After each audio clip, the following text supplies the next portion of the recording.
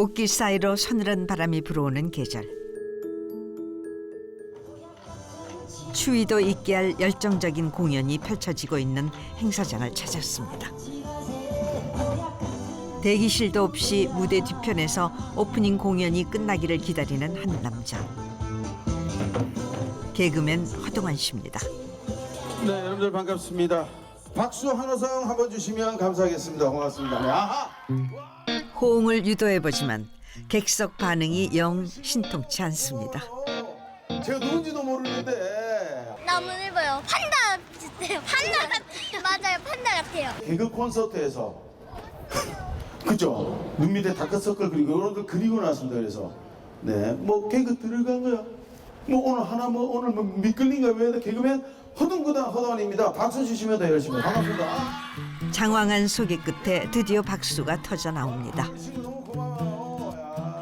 야. 자, 잘한다. 야구부 친구들의 유쾌한 무대를 시작으로 한껏 달아오른 분위기. 다음 공연이 진행되는 동안 객석 반응을 살피는 일도 빼놓지 않습니다.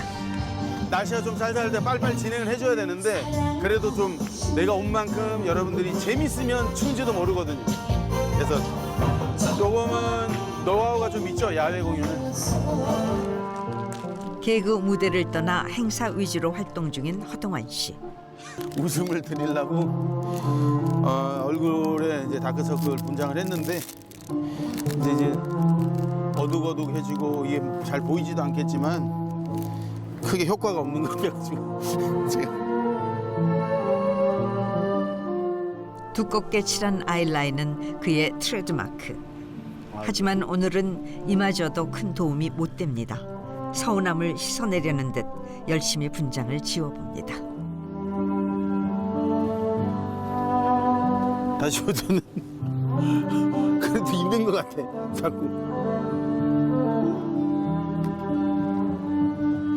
많은 분들 어느덧 행사를 마무리할 시간. 네, 고맙습니다. 사랑합니다. 네. 서둘러 뭔가를 챙기는데요. 아니 감독님, 예, 제가 예 무대 뭐 나쁘지 않았죠. 예, 고맙습니다. 예, 다음에 저도 좀 예, 한번 좀 연락 주시고 예. 알겠습니다. 아, 좀 많이 좀 소개 좀 해주세요. 연락 드리겠습니다. 네, 열심히 또 하겠습니다. 네. 아, 수고 많으셨습니다. 예.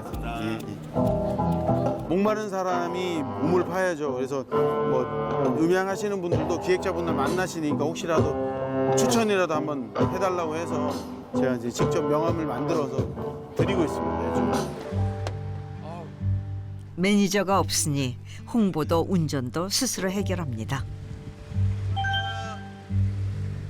고단한 하루의 끝. 그가 도착한 곳은 부산의 한 주택가. 아이야. 녹초가 된 몸을 이끌고 까마득하게 느껴지는 계단을 오르고 또 오릅니다. 이곳은 어딜까요? 마누라 나왔어. 여기 네, 택배스. 고생했습니다. 아유 아이고 힘들다. 이거 빨래거리. 요거 저기 애들 나 먹으라고 했는데 빵이 아이고 빵을 주더라고 해서 이거 가져왔지. 애들 혹시라도 먹을 수 있어. 저 이제 퇴근하고 이제 왔는데 신랑이 딱 맞춰서 와가지고 예, 그래요? 예, 인사했네요. 여느 가정집과 다르지 않은 정겨운 풍경. 한자리 차지한 현수막이 알려주듯 동환 씨와 가족의 단란한 보금자리입니다. 다녀왔습니다. 뭐? 승현아, 네. 이 들어와서 제대로 해야지 마. 응? 아빠 다녀왔습니다. 아이고 옹선하다. 그래 오늘 수고 많았다. 네. 첫째가 이제 딸이고 딸이 이제 중3이고 승원이가 중3 그다음에 승현이.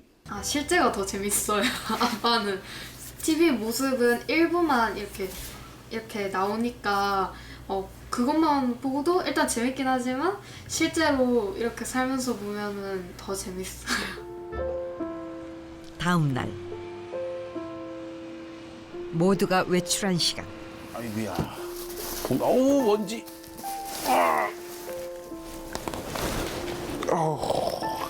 먼지 봐봐 먼지.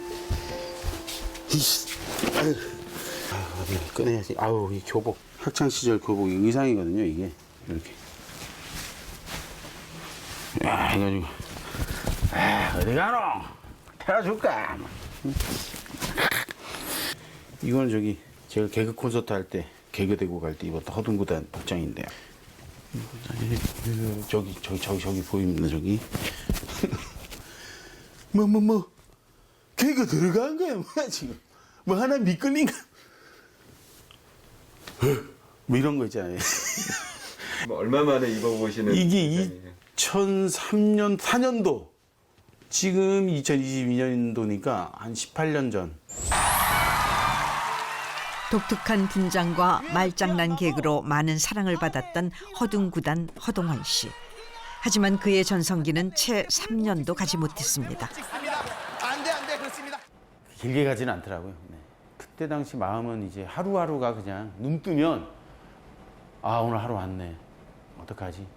옷을 딱 다 입었다가 아 맞아 일이 없지. 그 다시 이제 주저앉아가지고 다시 뭐 TV를 튼다든지 뭐 그러면서 이제 시간을 때우는데 그때 조금 우울증이 오면서 살이 좀 찌더라고요. 사실 이제 어려워지면 살이 빠진다고 생각하시는데 오히려 이제 스트레스를 받다 보니까 뭔가 술로 지내고 조금 이제 그런 부분에서 자꾸 불만이 쌓이고. 이후 극심한 스트레스로 담낭에 문제가 생겨 병원 신세를 질 만큼 힘든 시간을 보내야만 했습니다.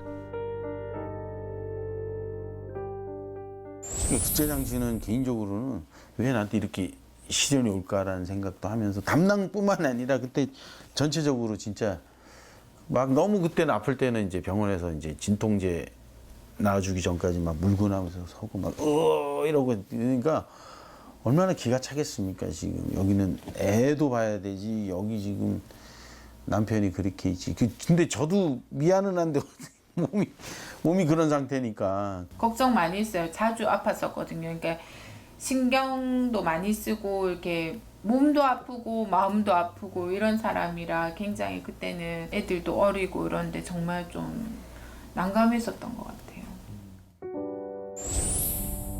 하지만 개그를 놓을 순 없었던 허동원 씨. 직접 소극장을 만들어 못다한 꿈을 펼치기에 이르는데요. 결과는 재정 악화로 인한 폐업. 부끄럽지만 신촌 허둥홀에서의 빚 한 3억 정도가 빚이었고요. 다시금 이제 부산에서 극장에서 또 날라간 돈이 일단 1억 가까이. 제일 미안했던 게 이제 저희 와이프한테 결혼해가지고 2007년 결혼해서 극장을 2008년도에 했는데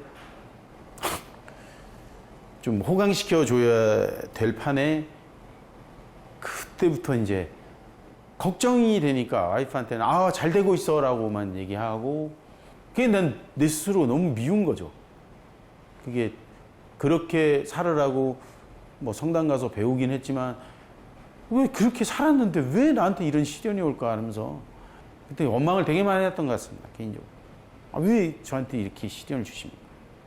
많이 원망스럽고 정말 이제 그 따뜻한 이런 집에 살다가 정말 이렇게 좁은 집으로 이사했을 때는 사실은 진짜 그때도 신랑이 많이 힘든 상황이라 이삿 날에도 없었는데 혼자 짐 챙기면서 많이 울었죠. 되돌리기에는 이제 모든 일이 이제 벌어져 있는 상황이니까 앞으로 이 어린애들하고 제가 어떻게 살아가야 될까 이런 고민을 굉장히 많이 했었던 시기였던 것 같아요. 네. 그날 오후 동환 씨가 중고차 매매 단지를 찾았습니다. 대표 차가 어디? 아 이쪽에 있습니다. 아 그래요 이쪽에? 이 차인가요? 예. 이게 이제 고친 거나 교환한 거는 이게 없거나, 없거나. 뭐 얇거나 아니면 예. 이렇게 만져봤을 때 깊게 들어가요. 손톱으로 문질렀을 때. 아 이건 예. 안 들어가네. 이게 한 몇 번인가? 꽤나 꼼꼼하게 자동차 면면을 살피는데요. 혹시 새 자동차라도 구입하려는 걸까요? 이제 갓 1년 조금 더 좀 지났는데요. 사실은 계속 붙어있던 기간이 한 7, 8개월인데 중간에 이제 코로나가 풀리면서 일이 좀 되면서 바깥 일을 좀 많이 하게 되다 보니까 다시 한번 상기시키려고 그러니까 집시한테 6, 7개월 할 정도는 열심히 차보러 다녔습니다. 행사가 없던 시기 생계를 위해 중고차 매입업을 배웠다는 겁니다. 생각지도 못했던 분야, 선택이 쉽지만은 않았을 텐데요. 이걸 직업적으로 하려면은 우리가 아는 만큼 알아야 되는 게 아니라 더 알아야 되지 않습니까? 그래서 그 고민이 없었다면 거짓말이고 한 7, 80%는 이걸 굳이 할 필요가 있을까가 있었었고 20, 30%는 뭐였냐면 이번 달에 1, 2월에 내 일이 하나도 없다. 그래도 달에 일은 벌어야 되지 않을까. 단순히 솔직히 말하면 돈 때문에 갔습니다. 돈 때문에 가지고 인사를 드렸는데 보셨지만 그 대표님께서 너무 편하게 잘해 주셨고 누가 되지 않기 위해 2배, 3배 노력했다는 동환 씨. 그에겐 못할 것이 없었답니다. 차량을 보더라도 그냥 뭐 기름때가 있건 더러운 부분도 손으로 그냥 곰팡이 있는 부분도 손으로 만지시고 이러시더라고요. 진짜 그만큼 열정도 있으시고 자기 몸도 혹사하면서까지 행동하는 모습 보면 정말 잘 되실 것 같습니다. 저는. 가을비 내리는 아침. 주방에선 식사 준비가 한창입니다. 고기 볶는 손이 분주한데요. 출근 준비를 해야 되니까 1분 1초가 급합니다. 그런데 동환 씨는 어디에 있는 걸까요? 일어나세요. 네? 아침에 저 밥도 먹고 애들 좀 학교도 좀 태워주고 좀 부탁합니다.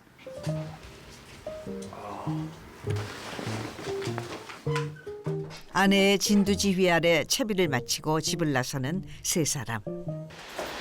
비가 오는 듯 마는 듯. 내 차에 우산이 있으니까 난. 가자. 보러 가자. 서둘러 차로 향하는데요. 아무래도 어느새 가랑비에 젖어든 거리. 날이 굳을 때면 종종 찾아오는 아빠의 등굣길 서비스. 조금 뭐 비가 오는 날이나 이런 날은 또 사실 좀 귀찮잖아요. 이게 우산 근처까지 태워준다. 수원 잘 다녀와. 오키라. 오키라 화이팅.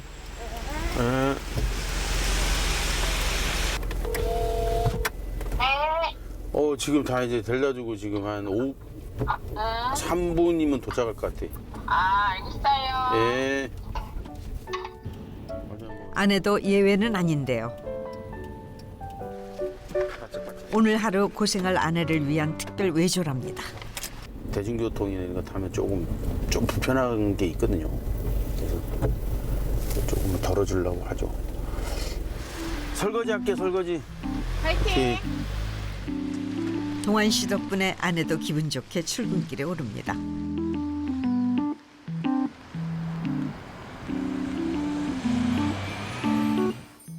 분주했던 아침 전쟁의 흔적.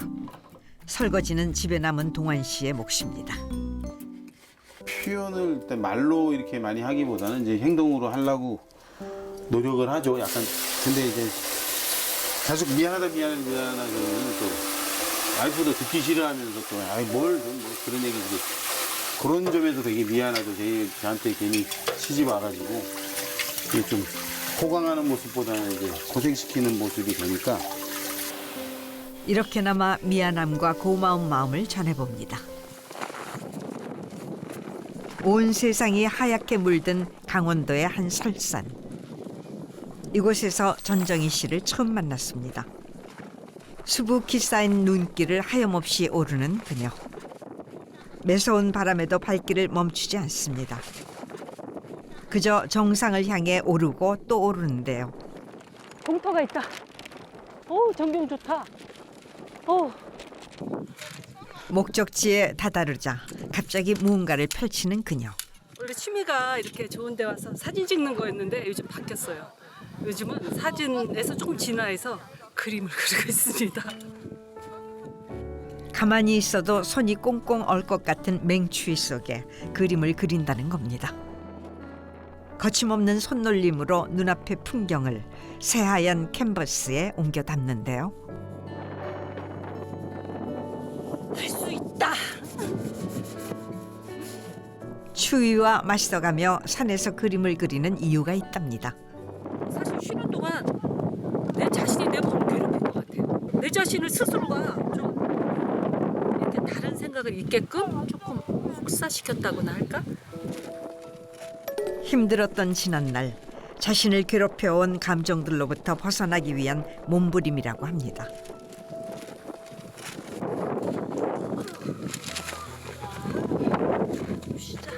한참을 그림에 몰두하는 듯 싶더니 터벅터벅 걷기 시작하는 정희 씨. 발걸음이 무거워 보입니다. 끝없이 펼쳐진 산을 바라보며 깊은 상념에 빠진 모습. 그녀에겐 대체 무슨 일이 있었던 걸까요? 다음 날 다시 만난 그녀는 의문의 남자와 함께 있는데요. 역사. 100kg의 바벨을 번쩍번쩍 들어올리는 이 남자. 운동 없이는 못 산다는 이 강철 체력의 소유자는 누굴까요? 바로 스포츠 아나운서 김황중 씨입니다. 특전사 출신의 운동하는 아나운서로 화제가 됐었죠. 밀리터리 프로그램이라던가 뭐 예능 등에 조금 출연을 했었고, 제가 이제 아나운서로 활동한 지는 올해로 9년 차가 됐습니다. 어머니가 방송을 하셨기 때문에 그걸로 인한 제가 좀 혜택기, 뭐 탤런트, 재능 이런 것들을 좀 많이 물려받았다라고 생각이 됩니다. 정희 씨의 아들이라고 해요. 평소 집에만 있는 엄마가 걱정돼 담당 트레이너를 자청했답니다. 좀 바쁘니까 이제 매일은 못 가르쳐줘도 이제 시간이 나눌 때 집에 있을 때는 같이 와서 꼭 가르쳐 주려고 그래요. 일할 때를 제외하곤 대부분의 시간을 정희 씨와 함께 보낸다는 황중 씨. 언제나 뒤에서 버팀목이 되어주는 든든한 아들이죠. 그날 오후 아들과 단둘이 사는 정희 씨의 집. 식사 준비가 한창인데요.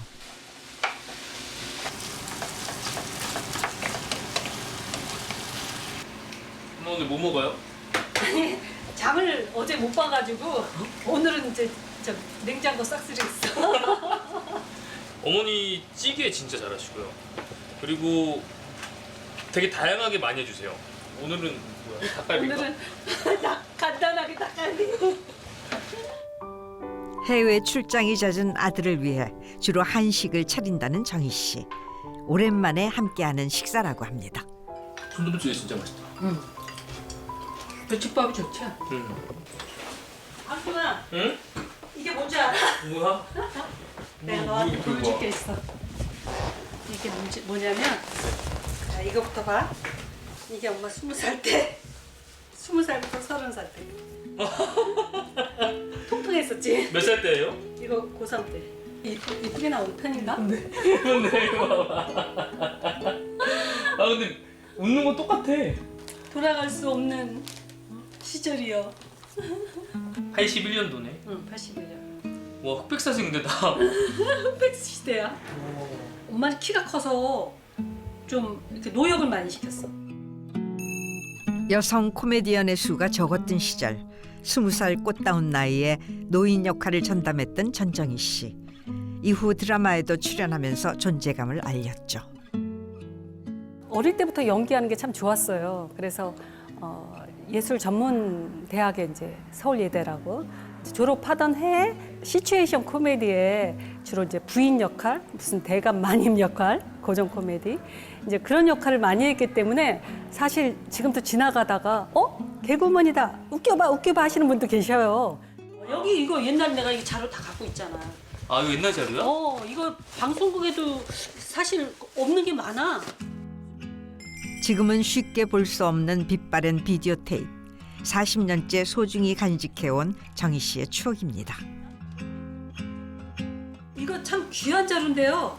아 이거 제가 이사를 그동안 큰 집에서 이제 이사를 몇 번 다니면서 진짜 뭘 많이 버렸어요. 그리고 지금도 이제 집이 작으니까 계속 쌓이면 이제 이제 또 필요한 사람한테 주고 있는데, 근데 제가 이것만큼은 끌고 다녔어요. 하루에도 몇 번씩 떠올려보는 소중했던 지난날. 그날 밤 아들이 일 때문에 집을 비운 사이 혼자가 된 정희 씨. 부지런히 몸을 놀려보는데요. 갑자기 표정이 심상치 않습니다. 아들 옆에선 항상 웃는 모습만 보였던 그녀. 하지만 오늘은 다릅니다. 그 우울감, 상실감, 또 무기력증, 그게 이제 한꺼번에 딱 올 때가 있어요. 집에 있는 이제 금부치 같은 것도 이제 모아다가 한 번씩 팔고, 또 뭐 조금 있는 재산도 이제 팔고, 점점 가세가 기울어지는 걸 제가 느끼는 거예요. 그런 생각들, 나쁜 생각들. 그냥 편하게. 외로움에서 벗어나기 위해 발버둥을 쳐봤지만 쉽지 않았습니다. 혼자 있을 때면은 지금도 우울감이 밀려온다고 합니다.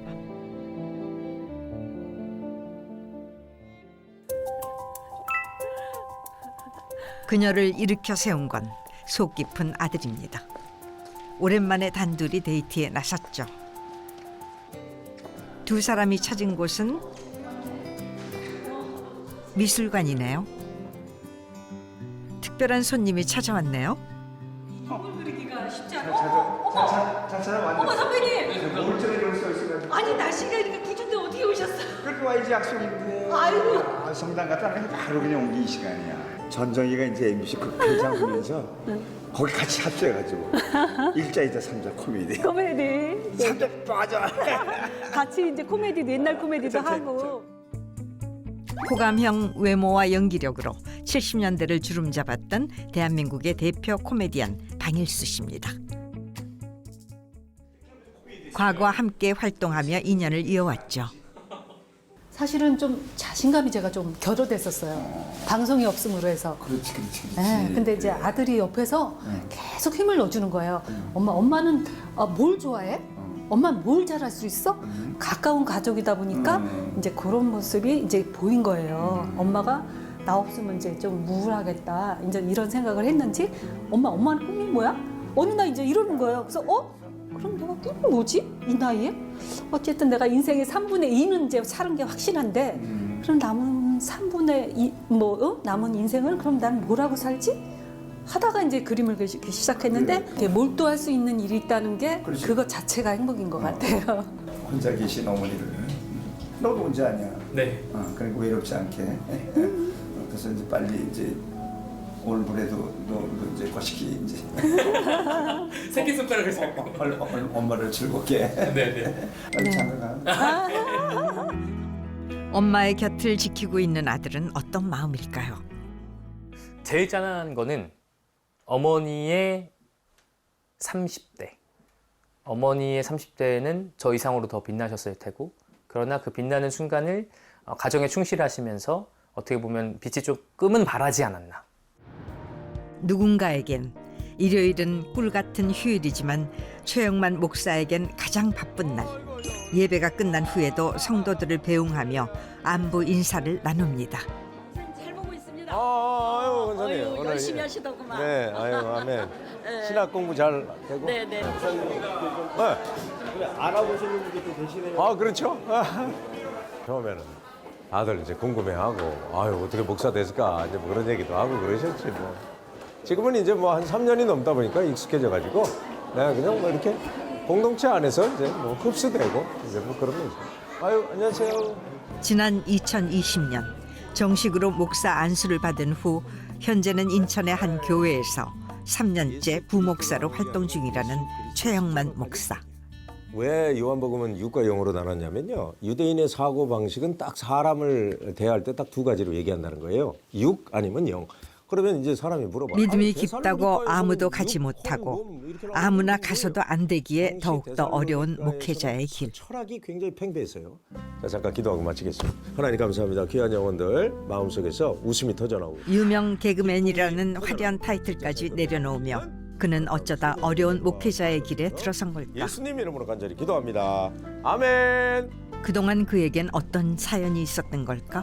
감사해요. 감사합니다. 네, 아이고 또 귀한 말씀해 주셔서. 여기는 이제 새로 오신 분들 환영하고, 예, 그러고 있습니다. 우리 여기 저 다 권사님들이시고. 목사가 되어서도 인기는 여전하다는데요. 어떨 때 세가족 분들이 여기 오셔서 편한 마음으로 목사님 딱 뵙고 유명한 분이 여기 딱 계시니까 아이고, 그래서 아이고, 안도를 하시고 막 서로 사진 소장하시려고 사진 소장을. 네. 새거족이 많이 오셨네. 네. 아, 이야, 이게 이분도 오시고. 아유, 감사합니다. 점심시간엔 이렇게 간식을 먹으며 성도들과 시간을 보낸답니다. 만약에 제가 예전에 지금 다시 무대가 있고 이렇게 개그를 한다고 하면 잘할 것 같아요. 근데 그전에는 철도 없었고 오히려 개그맨으로서 괜찮지 않았어요? 잘 나가셨죠. 재밌었잖아. 아니, 우리 재밌었는데. 확실한 그 각인이 있지. 있죠. 있는데. 도울 선생 뭐 흉내내는 정서적인 외로움과 상처와 내 내적 열등감과 자존감 이런 것들이 회복이 안 돼가지고 너무 힘들었어요. 저는 제 소망이 하나 있어. 솔직한 사람이 되고 싶어. 예전에 거짓말했거든. 나를 포장하기 위해서. 대중들 앞에선 항상 즐겁고 쾌활한 모습만 보였지만 남모를 고민도 많았던 개그맨 시절. 개그맨일 때 후배들이 그런 얘기 많이 했죠. 그냥 목사 되는 게 나아. 뭐 이런 얘기도 많이 들었어요, 제가. 왜 들었겠어요? 그 길하고 나하고 좀 잘 안 맞는 부분이 있었죠. 또 그 연예계라는 게 그렇잖아요. 제가 그걸 이겨낼 수 있는 힘이 좀 많이 부족했던 것 같아요. 바쁜 오전 일과를 마무리하고 도착한 이곳. 여보, 자 다녀왔습니다. 아! 이게 제 아들. 아, 네. 우리 와이프입니다. 와이프고 우리 장모님. 이 두 분이 닮았죠? 어머님은 원래 같이 계시는 게 아니고 이제 아. 저희 좀 일 도와주시고 좀 해주시려고 이제 도와주시러 요즘. 아내와 아들 그리고 장모님까지 네 식구가 오손도손 살고 있는 최영만 목사의 봉사. 이거 뭐야? 차가 좋네. 그 당신 체질하고 나 체질 맞는 거잖아. 숙지왕, 뭔데, 이거? 구기자, 숙지왕, 구기자, 구기자. 그린 거잖아요. 두 분 어떻게 결혼까지 하시는 예전에 방송했었어요. 방송을 했었는데 우리 최영만 씨가 저를 찍어서 정말 끈질기게 따라다녔어요. 10번 찍어서 안 넘어가는 나무 없다. 그걸 눈 뜨면 그 옆에 있었어요. 과거 방송인으로 활동했던 아내에게 첫눈에 반해 끊임없이 구애를 했다는 최영만. 아니 뭐 그때는 지금도 뭐 이쁘지만 그때는 아주 이뻤어요. 이쁘고. 그리고 제가 그때 몸이 좀 안 좋았었어요. 갑상선 저하가 있어서 잠깐 우울증을 좀 겪었었거든요. 근데 우울한데 계속해서 나를 공략을 하니까 그냥 넘어간 거죠 그냥. 우여곡절도 있었지만 결국 두 사람은 평생을 함께 하기로 했습니다. 이제는 아들 이삭이까지 서로가 서로에게 가장 소중한 존재가 됐죠. 포도도 그렇고. 야, 아니 당신 오늘 약 안 드셨죠 그죠? 어. 약 드셔야지 그러면. 내 영양제하고. 뇌 영양제? 뭐 어쩔 때 챙겨 먹어야 이렇게 되는데. 챙겨 드셔야 뭐 하시고 뭐. 막 잊어버릴 때가 많아. 감사합니다. 오. 따뜻한 건강차부터 뇌 영양제까지. 사실 아내가 이토록 남편의 건강을 살뜰하게 챙기는 이유가 있다고 합니다. 뇌 쪽으로 종양이 한 3.8cm.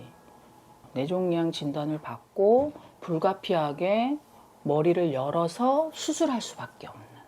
원래 한 10몇 년을 이석증을 앓고 있다고 생각을 했죠. 그러니까 이제 어지러워가지고 이제 이렇게 머리가 휙 돌더라고. 뇌종양이라는 거. 아니 난 뭐 뇌종양이 뭔지를 몰라요. 난 진짜 그때까지 뭐 내가 걸리라고 생각했나. 뭐 이 수술을 하는데 방법이 여러 가지가 있는데 나는 여기 뒤를 절개해야 되는 거예요. 2년 전 목사 안수를 받은 지 1년 정도 지났을 무렵 뇌종양 진단은 그야말로 청천벽력 같았습니다. 뇌종양으로 인해 받은 수술만 무려 3번. 후유증이 있을 수 있는 게 이제 의사 선생님이 그렇게 얘기하더라고요. 안면 마비가 올 수 있다. 그다음에 이렇게 입이 약간 삐뚤어질 수 있다. 귀 쪽에 안 들릴 수 있다. 그랬는데 지금 수술을 했는데 귀는 현재 안 들립니다. 청력을 완전히 상실했어요. 뇌종양 제거로 청신경이 손상되면서 왼쪽 귀의 청력을 완전히 잃었습니다. 이제 내가 버릇이 이제 좀 안 좋은 게 누가 얘기를 하면 옛날에 네 이랬는데 지금은 이제 이런다고. 아니, 자꾸 이러시더라고요. 자꾸 이런다고. 이제 왜 그러니까. 그리고 당신 목소리가 굉장히 높아졌어. 당연히 이제 이쪽이 안 들리니까 내 톤이 굉장히 높아졌어. 하나보다 옥타브가 올라간 거지. 아픈 남편 곁을 지키며 누구보다 힘들었을 아내. 죽을 것 같았고 마치 수술이 잘못돼서 아 인생이 왜 이렇게 힘들까? 나하고 결혼해서 그런가라는 생각도 했고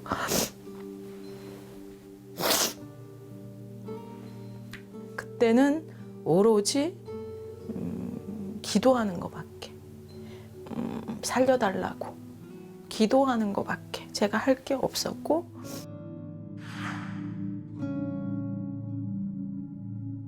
당신 그러니까 의사 같아. 아 그래요? 갑자기 주사 바늘에 약을 주입하는 최영만 목사. 아유 나도 이거 이제 주사바늘 보니까 옛날 생각난다. 지겹지? 이제 제가 집도하겠습니다. 응. 자. 여기. 사실 신장이 약해진 고양이에게 매일 주사를 맞춰주고 있다네요. 조금만 참아볼게요. 다 됐다. 다 됐다. 다 들어갔다. 오이고 잘했다. 다 됐습니다. 고양이지만 고양이 주사 맞는 거 보면 옛날 생각나요. 40일 동안 이 주사바늘 이만하거든요. 항생제. 그거를 그냥 아침 저녁으로 계속 맞았는데 와 나중에는 주사 맞기가 너무 힘들었어. 아프니까. 개그맨으로 성공했던 시절부터 목사가 된 지금까지 걸어가는 길은 전혀 다르지만 바뀌지 않은 것 하나가 있습니다. 그러면은 아이고. 바로 시간 날 때마다 틈틈이 책을 읽어왔다는 건데요. 그렇게 읽어온 책들이 방 안을 가득 채우고 있습니다. 여기 뭐 그냥 나만의 공간. 여기서 그냥 뭐 스트레스도 풀고 뭐 공부도 하고 그렇고 있죠. 뭐 저희 그 전유성 선배님이 개그맨들이 좀 지식 축적을 좀 많이 해놔라. 그때 이후로 제가 버는 수입의 10분의 1은 책을 샀어요. 과거 풍자와 해악이 담긴 개그 아이디어 또한 책 속에서 얻은 것들이 대부분. 그 덕에 재치 있는 입담과 기발한 애들립까지 완벽하게 구사할 수 있는 개그맨이 될 수 있었습니다. 제가 이제 2002년인가요? EBS를 우연히 보게 됐는데 거기 교육방송에 도올 김영옥 교수가 뭐 노자 강의인가를 하더라고요. 야 저거 나도 외모로도 비슷한데 내가 저거 한번 벤치마킹해서 한번 해야 되겠다. 그래가지고 준비해서 내 것을 만들었죠. 그래서 이제 유머로 승화시킨 게 바로 도올 강의였죠. 옛말에 이런 말이 있습니다. 사기치는 사람 거짓말을. 그중 도올 김용옥 선생을 패러디하여 만든 도올 강의는 당시 전무후무한 캐릭터로 자리 잡으며 그에게 개그맨으로서 제2의 전성기를 선물했습니다. 하지만 인생은 늘 내 뜻대로 흘러가지 않죠. 뭐 많이 벌 때는 월 한 5천 이상 벌 것 같아요. 그래서 아는 지인이 이제 뭐 이런 거 한번 해봐라. 그래서 제가 부업을 했어요. 그래서 제가 이제 스크린 골프라는 걸 하나 했어요. 보니까 이제 한 달 만에 이게 사기라는 걸 알고 소송했죠. 그래서 정확하게 한 4년 만에 한 10억 날렸어요. 믿었던 지인의 배신으로 그렇게 평생을 모아온 전 재산을 하루아침에 잃은 최영만 목사. 누구한테 이용당했다, 사기당했다, 내 걸 뺏겼다 생각하는 순간 그거는 진짜 너무 사람을 미워하게 되거든요. 밤에 자 일어나가지고 막 벽을 주먹으로 쳤다니까. 내 인생이 이게 뭐야? 그냥 죽어버리자 뭐. 그런 지경까지 갔어요. 남편도 이제 인생을 그만 살고 싶다라는 그 고비까지 갔었었고 서로가 너무 많이 아팠어요. 마음이 너무 아팠고 그 마음이 너무 아픈 게 가중이 돼가지고 남편이 아마 뇌종양으로 왔던 것 같아요. 너무나 힘들었던 그 시절. 믿었던 사람을 잃고 그동안 모아온 재산을 잃고 건강까지 잃었던 지난날. 평범한 사람이라면 한 번만 겪고도 무너졌을 테지만 그는 또다시 일어났습니다. 조명이. 그러니까 조명이 중요해.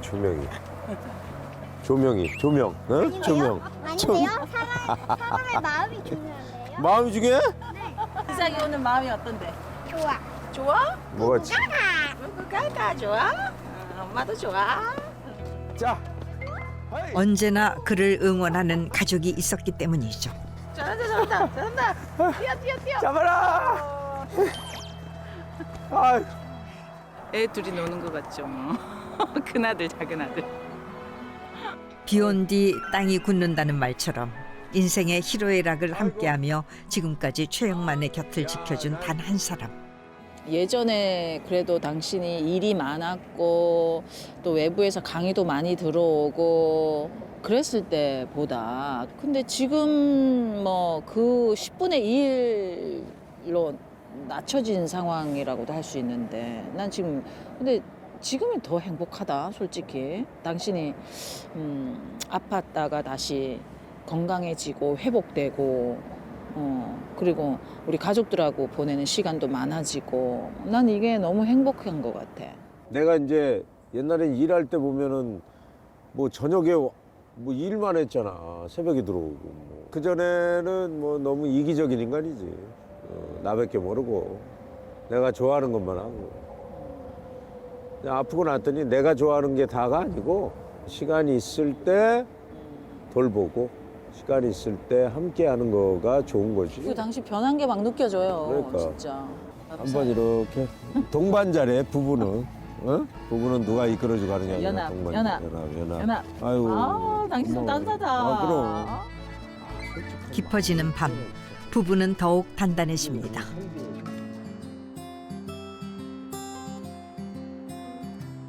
개그맨 김용을 다시 만난 곳은 서울 방배동의 한 빌라.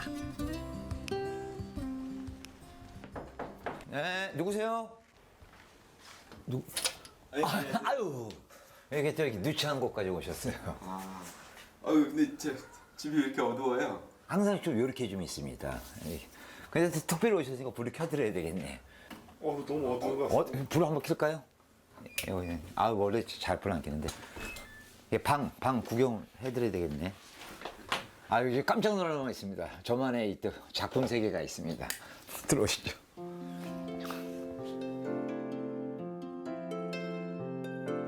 환갑이 다 된 남자의 방이라고는 믿기지 않을 정도로 알록달록하고 아기자기한 소품들이 눈에 띕니다.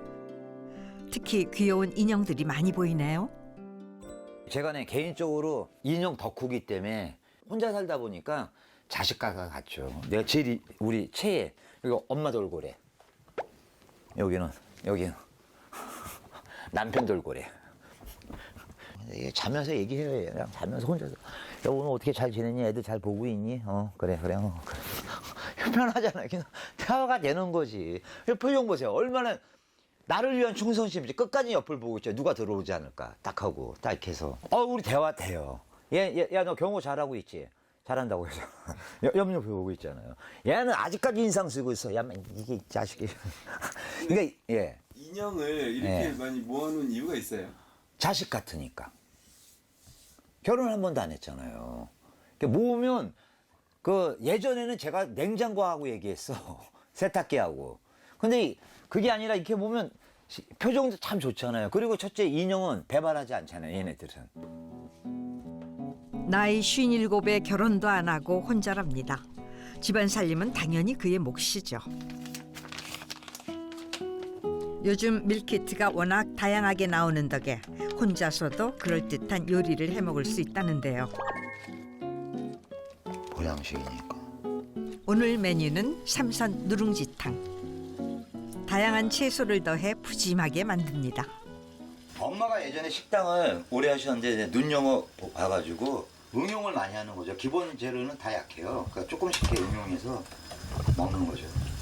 아, 저는 절대 밖에서 안 먹어요. 직접 여기 보면 알지만 여기 봤잖아요. 이거 다 냉동실에 밥도 다 해서 해놓고. 여느 가정집 못지않게 꽉 차 있는 냉장고. 대부분 어머니가 챙겨주신 반찬이라고 합니다. 평소 일일 일식하는 만큼 식사할 땐 이렇게 한상 가득 차리는 편이라고 합니다. 그런데 식사 전 와인잔에 먼저 손이 갑니다. 반주를 하는 걸까요? 남들이 보면 막걸리처럼 보일지 몰라도 그냥 내 스스로는 즐기는 거죠. 이거는 내 백포도주다. 우유지만. 거짓말이 아니라요. 하루에 일어나서 술, 점심에 술, 깨고 술, 안주는 또 안 먹어요. 그냥 술만 여기서 먹는 거야. 그러니까 살이 한 57kg까지 빠지고 몸몸에 힘이 없어가지고. 형님 그때는 밥은 전혀 안 드시고 오직 술만 하신 거예요? 힘이 없으니까. 살이 빠지고 하니까 힘이 없으니까 밥을 먹을 수가 없는 거지. 2년 전까지만 해도 먹는 거라곤 술뿐이었다는 개그맨 김용. 대체 그가 온종일 술에 취해 살았던 이유는 무엇일까요?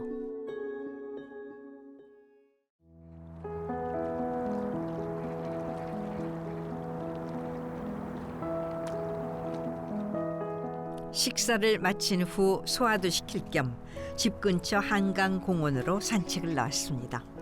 술에 의지해서 살던 때에는 이렇게 외출하는 것도 쉽지 않았죠.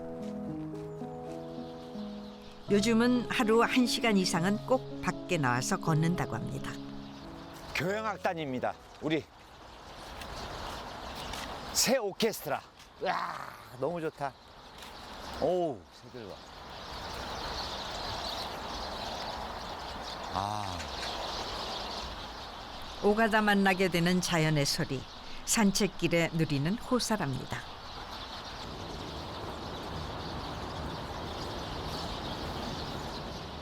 새들의 합창에 맞춰 갑자기 지휘를 하기 시작하는데요.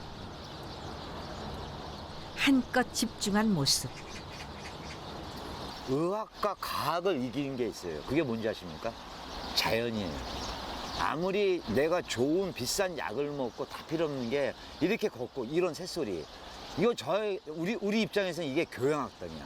오케스트라가 아니라 세케스트라. 좋잖아요. 이게 있는 만병통치죠. 요즘 자연의 경이로움에 푹 빠져 있다는 김용. 어느덧 가을을 맞은 한강공원 곳곳을 온몸으로 느껴봅니다. 한참을 걸었으니 이제 휴식을 취할 시간. 산책을 나오면 꼭 이 벤치에 앉아 숨을 돌리곤 한대요. 그런데 조금 전과는 달리 표정이 착잡해 보입니다. 잠시 후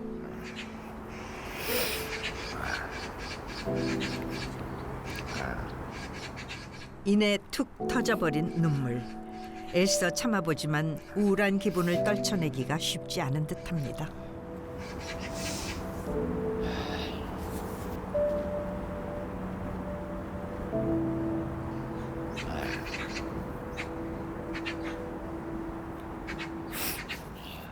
그는 지금 어떤 감정에 휩싸여 있는 걸까요? 그리고 대체 이 눈물의 의미는 무엇일까요? 그는 말없이 눈물을 훔치며 한동안 벤치를 떠나지 못했습니다. 그날 오후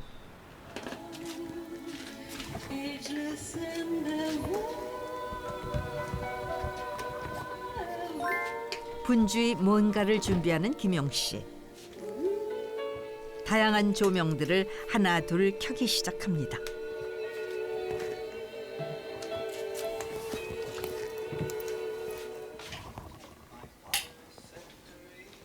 시트지로 창문을 다 막아둔 탓에 형광등을 끄면은 대낮에도 집안은 암흑 상태.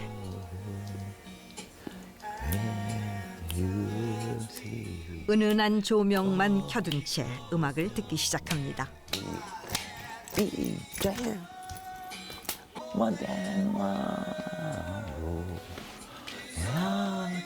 한껏 심취한 모습. 그런데 굳이 불을 끄고 빛을 최소화한 상태에서 음악을 듣는 이유가 궁금해집니다. 근데 지금 뭘 하시는 거예요? 이게 제가 개발한 거죠. 이게 굉장히 따뜻한 것 같아요. 불멍도 하지만 나는 그냥 혼박이에요. 그냥 김용만의 혼박. 나만의 치유 방법. 치유센터죠. 김용 치유센터. 마치 캠핑장에 온 것처럼 소품들을 세팅해둔 뒤 음악을 듣는다고 합니다. 이렇게 하루 1시간 30분씩 혼자 치유 시간을 갖는다는 개그맨 김영.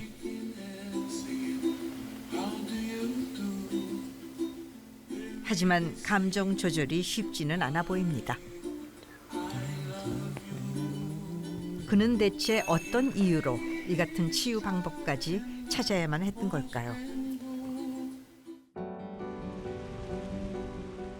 며칠 후. 네네. 잘 따르네요. 아, 선수되니까. 이쪽이가 잘 익었어요. 잘 익었다요. 아, 이쁘네. 남자분이 귤 따기가 어우. 요즘 여자분이 많이 따거든요. 이게 힘들어요, 원래. 오.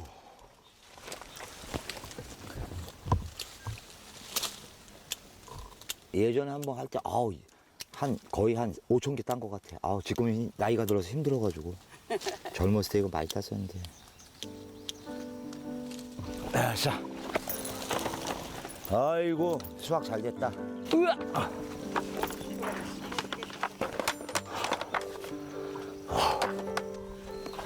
안 끌려. 어우. 갑자기 제주도까지 날아와서 땀을 흘리는 이유는 뭘까요?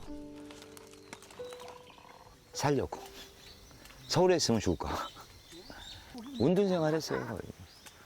개인 기핑하고 그냥 막 가위에 눌리니까 그러다 보니까 우울이 걸려가지고 이걸로 계속 세월 보내고. 그때 대학생 1회 개그제를 한 거예요. 경쟁률이 그때 제가 볼 때 한 500대 1 더 넘었을 것 같아요.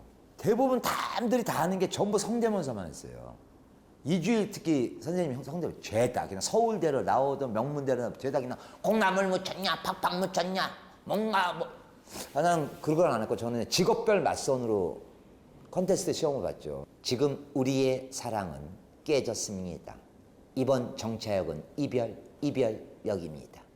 아, 한 방 먹었네요. 막 이런 식으로 하니까 획기적이었어요. 20살 청년 김영은 차별화된 아이디어로 대학생 개그 대회에서 금상을 수상하며 최연소 공채 개그맨으로 데뷔했습니다. 아니, 어디로 갔냐, 얘 금방. 이후 변방의 북소리, 네로 25시, 회장님 등 인기 코너에서 맹활약. 용령 죽겠지 등 유행어를 탄생시키며 일약 스타덤에 올랐죠.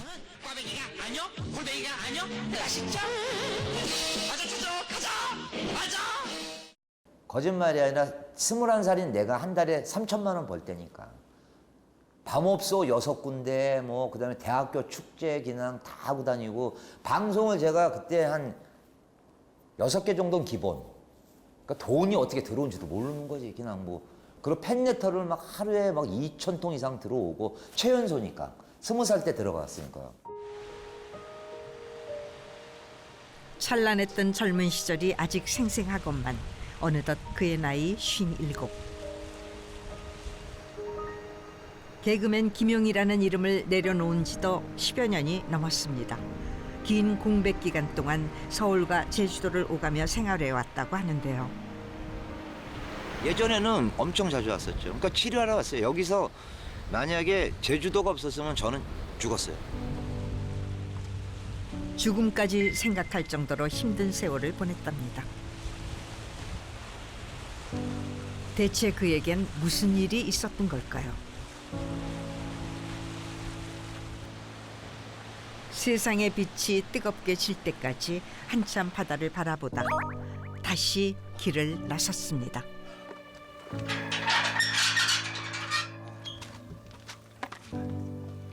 아, 문 닫아야 되겠다.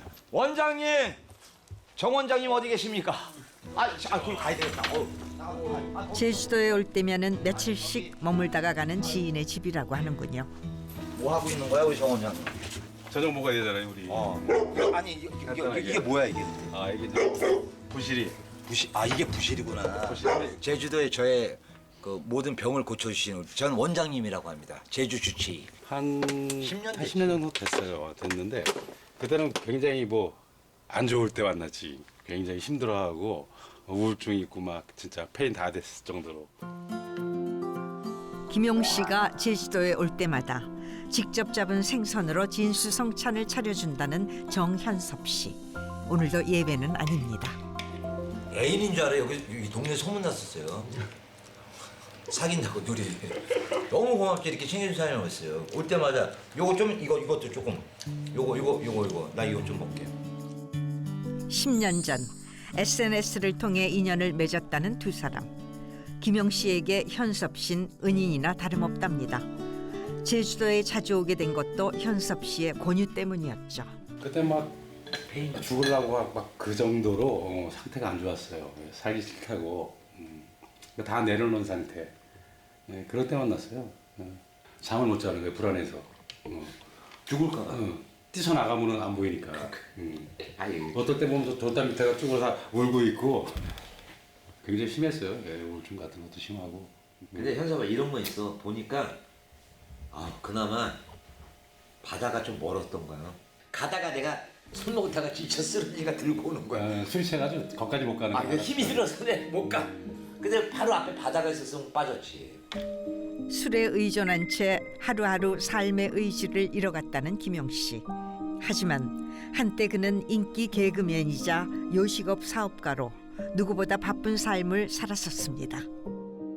포착, 꼼장어도 했고 뭐 많이 했죠 그냥. 그리고 뭐 갈비살, 쭈꾸미서부터 뭐 많이 했죠 그냥. 종전에 청담동에서 김용하면 소문났었죠 그냥. 청담동 경제를 얘가 살린다. 하루에 막 800만 원씩 들어올 때니까 돈이 돈처럼 안 보이죠. 데뷔하자마자 많은 사랑을 받으면서 출연료로 돈을 모으게 된 그는 요식업에 도전했고 그리고 큰 성공을 거뒀습니다. 20살 때부터 40 중반까지 그의 인생에 실패란 단어는 없었죠. 제가 돈을 막 청담동에서 요식업에서 많이 벌 때 뭐 투자한 거죠. 찜질방 형 사업하자, 뭐 대리운전 하자 그러면 있는 돈 없는 돈 다 갖다 주고 그냥 이름 걸어주고 뭐 개그맨 김용의 뭐 용용 대리운전하고 뭐 해서 그냥 막 한 거죠 그냥. 사업을 제안한 지인들의 말을 전적으로 믿고 막대한 자금을 투자했지만 전 재산을 잃고 말았습니다. 지금을 따지면 10억 더 날라가, 한 10억 이상은 날라간 거죠. 망할 때마다 점점 내려가요. 내려가서 어디까지 내려가냐? 지하까지 내려갔다가 어디로 가냐? 나중에는 서울역 쭉 가봤고 용산역까지 가봤고 다 간 코스죠 그게. 우울증, 공황장애증, 대인기피증, 조울증, 막 그냥 시리즈 울트라 10으로 오는 거죠 이게. 와 그냥 말도 못. 이건 상상을 못하는 거죠. 겪지 않은 사람도 모르니까. 공과금 낼 돈도 없어 전기와 수도까지 끊겼던 상황. 집에 남은 거라곤 작은 컵라면 하나뿐이었지만 그마저도 먹을 수가 없었죠. 한없이 초라해진 자신의 모습이 도무지 믿기지 않았습니다. 12월 달에 단전 끊기고 단수 물 못 써. 단전 껌껌해 어둠 침침해. 그 3일 동안 굶었잖아요. 그냥 먹을 건 없고. 또 꼴에 자존심이 있으니까. 또 후배들이 형 뭐예요? 야 나 지금 레스토랑에서 저 파티하고 있어. 단전, 단수. 야 나는 단전은 안 무서웠어요. 단수가 되니까 꼼짝을 못해. 화장실도 못 가지. 물은 안 내려오지. 와 그때 또 사람이 춥고 배고플 때 제일 먼저 뭐 생각나는지 아세요? 먹는 거예요? 짬뽕이야 짬뽕. 짬뽕. 뜨뜻한 국물 하나. 뒤져보자. 침대를 갖다 헐크가 되더만. 뒤지고 다 하는데 야 1,000원짜리 딱 2장 있더라고. 2장. 짬뽕값 그때 4,500원. 여보세요? 예, 중국집이죠? 예. 사장님 죄송한데 짬뽕 2,000원어치 배달돼요. 욕 무지하게 먹었어요. 내가 얘기했어. 김용 너 어떻게 하다 이렇게 되냐. 아유 죽어라 야. 이 괄시에 죽더라고. 사람이 막 이런 거만. 아유 그냥 끝내자. 그렇게 10년 넘게 제주도와 서울을 오가며 힘든 감정에서 벗어나기 위해 노력해왔다고 하는데요. 이번엔 또 뭘 하려는 걸까요? 이게 또 고도의 작업입니다. 이게 잘 파야지 잘못하면 얘네도 생명체이기 때문에 이야 야옹이가 나왔습니다. 매직쇼 김용의 매직쇼. 아 우리 야옹아 많이 커라. 야 식구들 더 한 명 또 왔다. 이런 걸 붙여서 뭘 이렇게 좀 얻는 게 있으세요? 만족감.